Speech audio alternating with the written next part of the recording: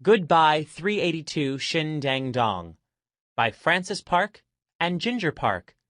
Illustrated by Yang Suk Choi. Genre: realistic fiction tells about events that could happen in real life. Does anything in this selection remind you of an event from your life? My heart beats in two places.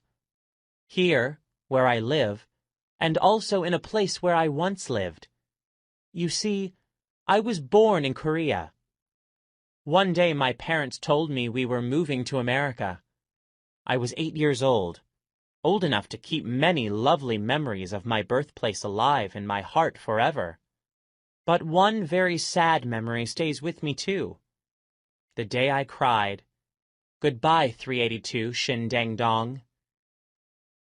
On that summer day I woke up to the sound of light rain tapping on my window. The monsoon season was coming. I didn't even need to open my eyes to know that. It was that time of year. It was also time to move. In a few hours I would be on an airplane. When I opened my eyes, my heart sank. My bedroom was so bare. No hand-painted scrolls or colorful fans on my walls. No silk cushions or straw mats on my floor. All my possessions were packed away in a big brown box marked "Lovely Things." I frowned and listened to the raindrops. 1, 2, 3. Soon the thick of the monsoon would arrive, and 1,000 raindrops would hit our clay-tiled roof all at once. But I wouldn't be here to listen to them.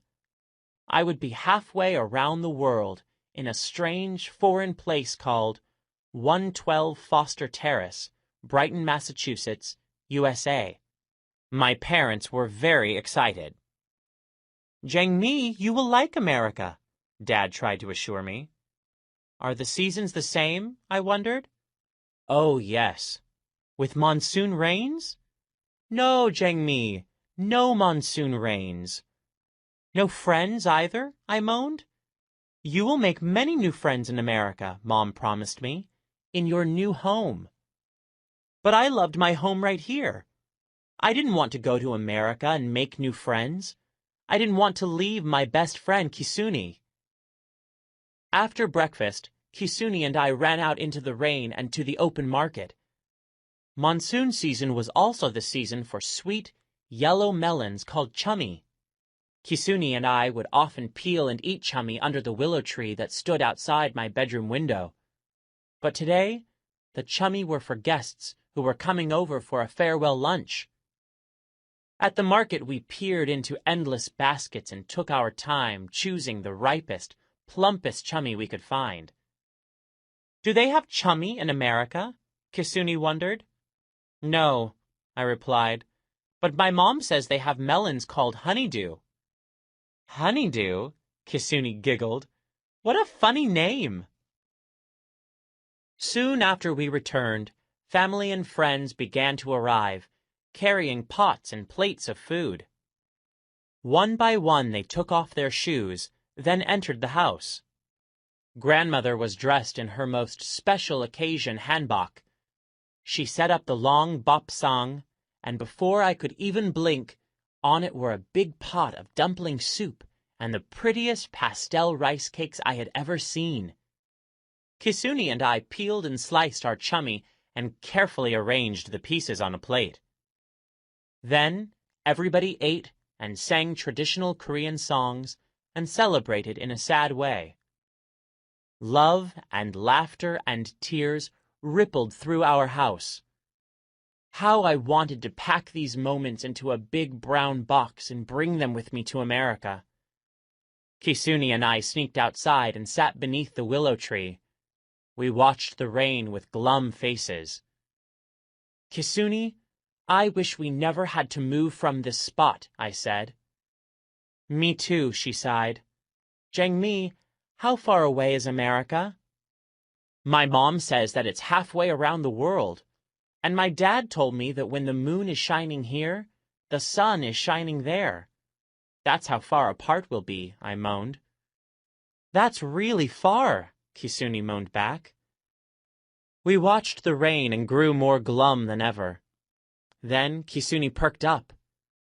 "So when you're awake, I'll be asleep. And when I'm awake, you'll be asleep," she declared. "At least we'll always know what the other one is doing."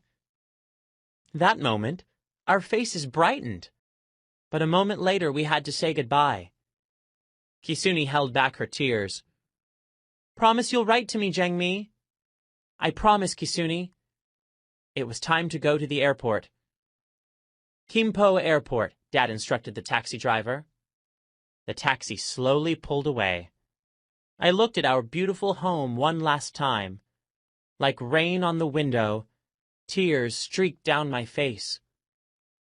"Goodbye, 382 Shin Dang Dong," I cried. On the long ride to the airport, Dad asked me, "Do you want to know what your new home looks like?" "Okay," I shrugged. "Let's see," Dad began. "It's a row house." "A house that's attached to other houses," Mom explained. "And inside the house are wooden floors," Dad added. "No ondol floors?" I asked him. "How will we keep warm in the winter without ondol floors?" "There are radiators in every room," Mom said with an enthusiastic clap. "And a fireplace in the living room. Imagine!" No, I could not imagine that. In our home we had a fire in the cellar called the ondol. It stayed lit all the time. The heat from the ondol traveled through underground pipes and kept our wax-covered floors warm and cozy. A fireplace in the living room sounded peculiar to me.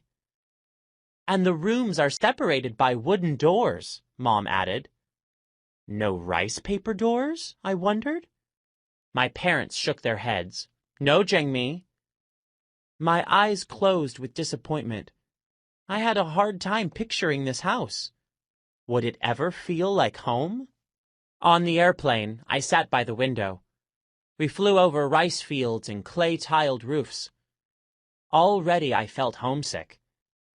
The next thing I knew, we were flying over the ocean. At first I could see fishing boats rocking in the waters. As we climbed higher into the clouds, the boats grew smaller and smaller. Suddenly the world looked very big to me. "Goodbye, 382 Shin Dang Dong," I cried again. Dad sat back in his seat and began to read an American newspaper. The words were all foreign. "Dad," I asked, "how will I ever learn to understand English?"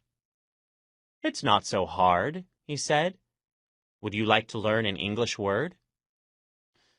"Okay," I sighed. After a pause, Dad came up with, "Rose."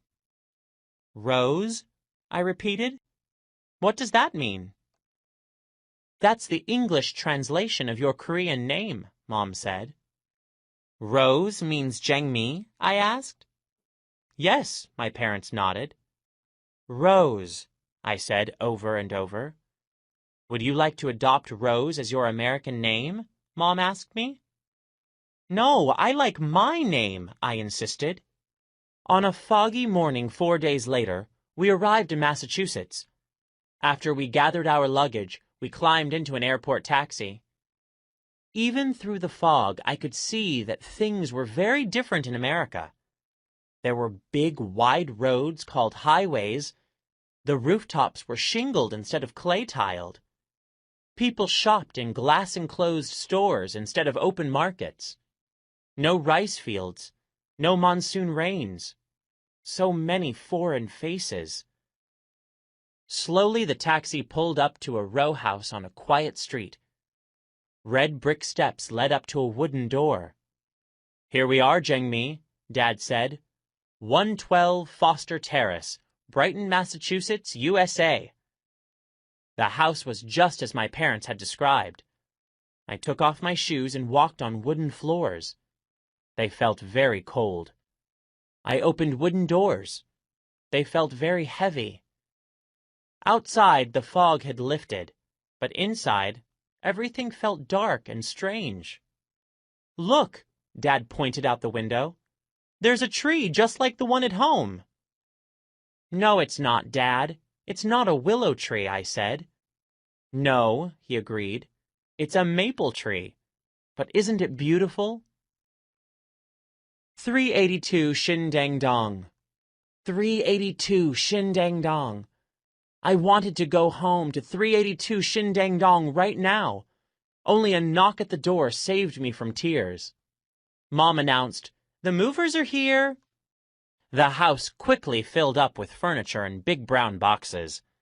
The box marked "Lovely Things" was the last to arrive. I unpacked all my possessions. I hung my hand-painted scrolls and colorful fans on the walls. I placed my silk cushions and straw mats on the floor. Then came another knock. To our surprise, a parade of neighbors waltzed in carrying plates of curious food.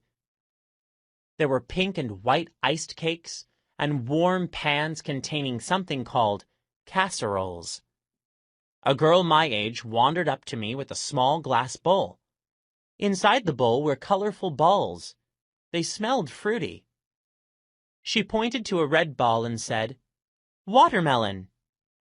She pointed to an orange ball and said, "Cantaloupe."